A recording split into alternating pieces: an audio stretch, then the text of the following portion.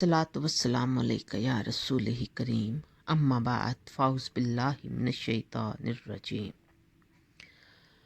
معزز سننے والے ساتھیوں، آج آپ کو درود پاک کے بارے میں بتاتے ہیں کہ درود پاک آب حیات کس طرح ہے۔ وہ آب حیات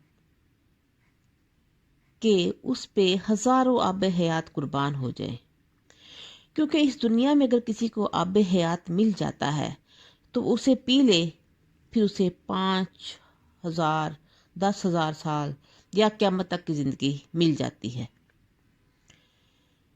یہ تو ہے دنیاوی زندگی، پریشانیوں کی زندگی، دھوکہ اور فریب کی زندگی، آخر ختم ہو جانی ہے۔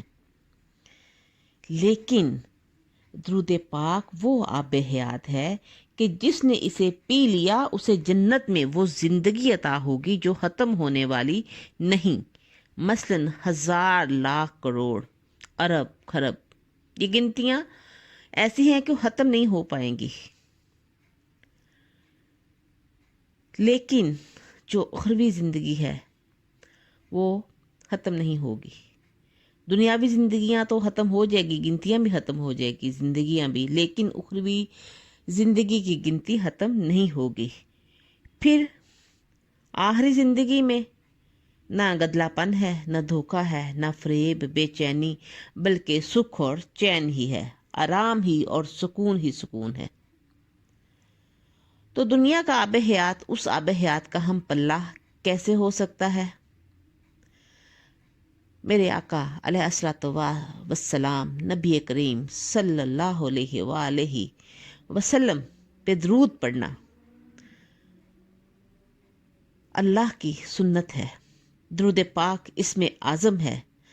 جیسے اسم اعظم سے سارے کے سارے کام، خواہ وہ دنیا کے ہوں یا آخرت کے ہوں، پورے ہو جاتے ہیں، درود پاک سے بھی سارے کام پورے ہو جاتے ہیں۔